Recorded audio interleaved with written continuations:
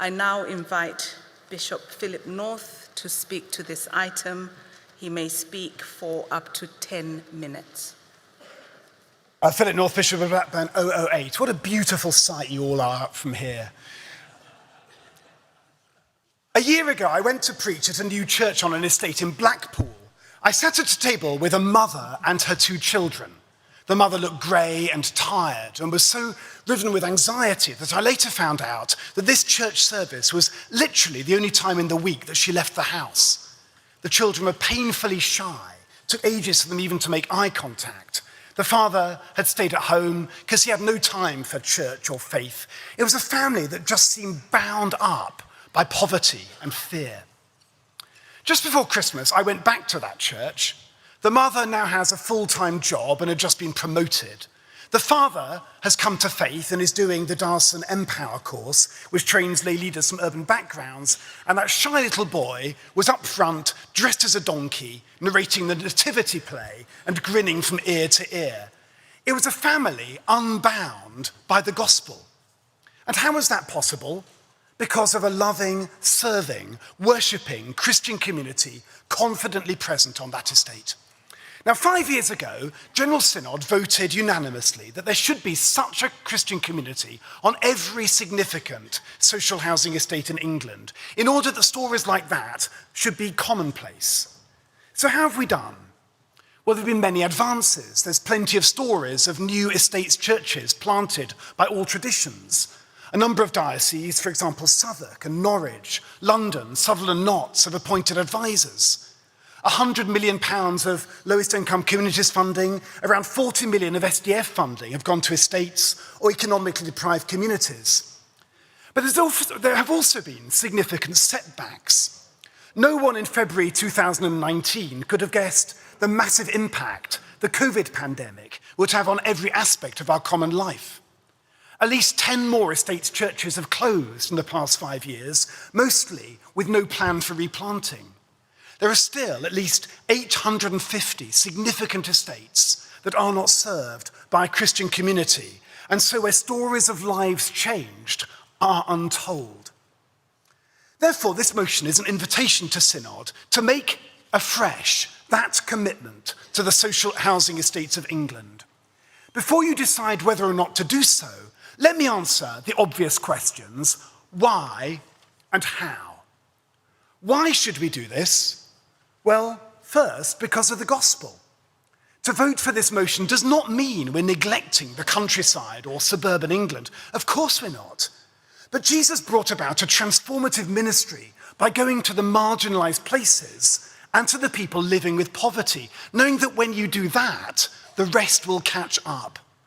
Just like cultural transmission, gospel transmission runs from poor to rich. If we can renew church life on our estates and in our deprived communities, we can renew it everywhere. And then second, because of our wider agenda as Synod and the national church. Yesterday in this Synod, in a powerfully moving debate, we committed ourselves to racial justice. Well, 85% of the global majority heritage population of the UK live in our estates and lower income parishes, 85%. We've committed ourselves to being a younger church. Well, 2/3 of our under 19-year-olds live in our estates and lower income parishes. 1 in 3 children of the children we long to reach are growing up in poverty.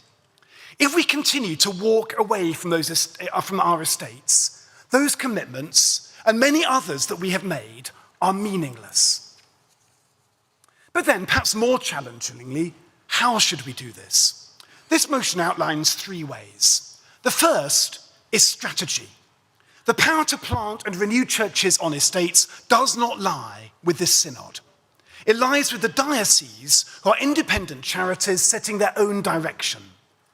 By passing this motion, we are issuing a bold invitation to every diocese to prioritise estates and income-deprived communities in their strategic planning. So if you vote yes, take that yes home to your diocesan synod and bishops' councils. Then the second is finance.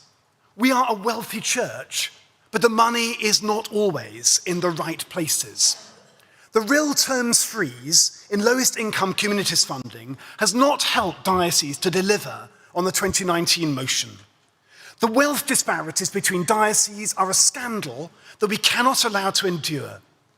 How can it be fair that estates parishes in the north are paying more in parish share than wealthy communities in the southeast simply because of the historic endowments of their dioceses? The time for excuses is over.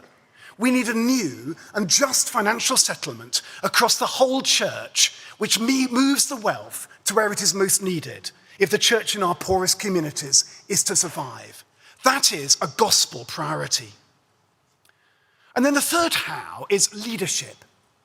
I've been delighted to hand over the chair of the National Estates Evangelism Task Group to Bishop Lynn Collins. In fact, she should be giving this speech, but Synod's rules don't allow it.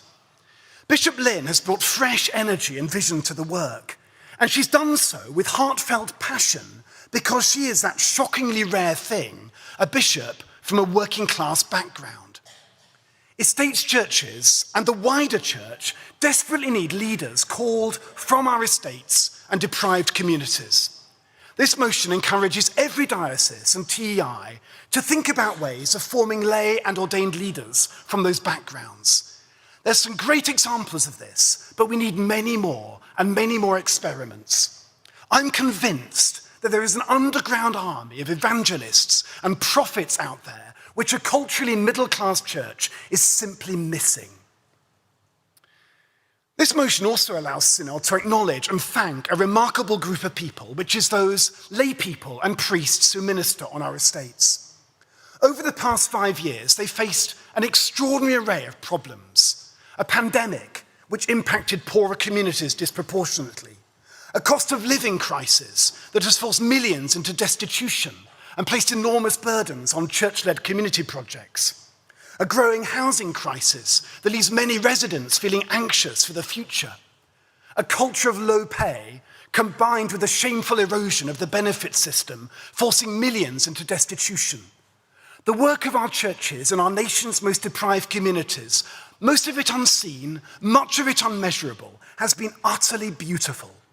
Thank you for all you've done on our behalf in witnessing to the gospel in word and deed. And now, as those called to leadership, it is imperative upon us to ensure that such vital gospel work can continue. I look forward in this debate, in particular, to hearing from estates voices. That's why I'm happy to accept all the amendments, and I very much hope the discussion on them will be brief, so there's plenty of time for voices and stories from the ground. That's what we need today. We must act now to reverse the slow erosion of Christian life on our estates. That will require sacrifice. It will require prayer. It will require huge courage. But it is essential if the gospel is to flourish once again in our land. So please lend your support to this motion.